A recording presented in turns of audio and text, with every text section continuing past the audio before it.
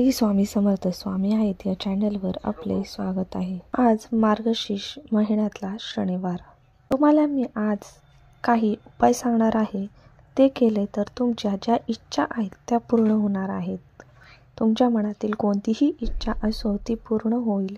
ग्रह दोष कमी होतील। आर्थिक स्थिती चांगली होणार आहे। शनिदेवाची कृपा तुमच्यावर होणार आहे। तर उपाय कोणता हे पाहण्यासाठी व्हिडिओ कुठेही स्किप करू नका।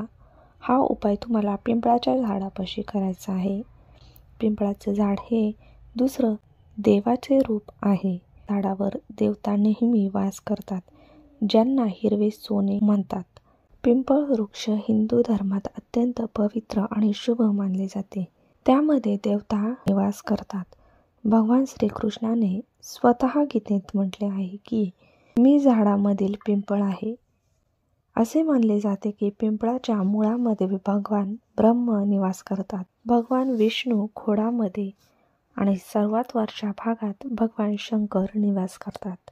पिंपळ वृक्ष केवळ धार्मिक दृष्टिकोनातूनच नव्हे तर वनस्पतीशास्त्र आणि आयुर्वेदानुसार देखील अनेक फायदेशीर मानले जाते। तर तुम्हाला सायंकाळी हा उपाय करायचा आहे। 5 ते 7 या दरम्यान हा उपाय करायचा आहे। तुम्हाला एक मातीची पंती घ्यायची आहे। त्या मोहरीचे तेल घालायचे आहे। 2 वातींची एक वात करायची आहे। एक कलश घ्यायचा आहे, त्यामध्ये पाणी घ्यायचं आहे।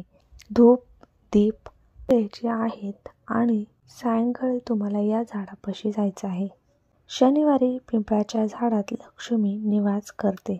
पिंपळाला पाणी अर्पण करणे अत्यंत शुभ मानले जाते। गुरुवारी आणि शनिवारी पिंपळाला पाणी अर्पण करणे विशेष लाभ मानला जातो।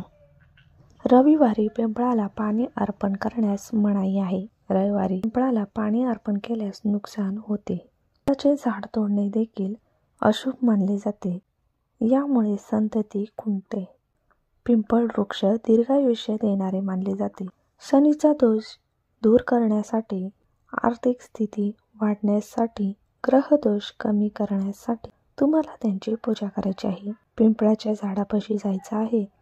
पिंपळाच्या झाडाच्या मुळाशी ते जल अर्पण करायचं आहे। जो आपण दिवा घेतला आहे तो प्रज्वलित करून घ्यायचा आहे। धूप लावून घ्यायचे आहे व पिंपळ वृक्षाला 7 प्रदक्षिणा मारायच्या आहेत। प्रदक्षिणा मारत असताना ओम शं शनिश्चराय नमः, ओम शं शनिश्चराय नमः या मंत्राचा जप करायचा आहे।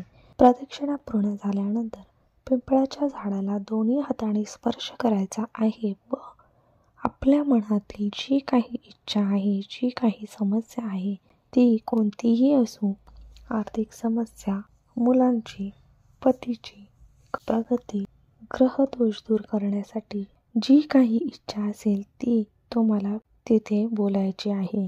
शनिदेव आपल्यावर प्रसन्न होणार आणि आपली इच्छा नक्कीच पूर्ण करणार। तिथे पिंपळाच्या झाडाखाली पूजा केल्याने तुम्हाला अक्षय पुण्य प्राप्त होणार आहे। साधकाला सुख आणि समृद्धी लाभणार आहे। तर नक्कीच आज हा उपाय करायचा आहे।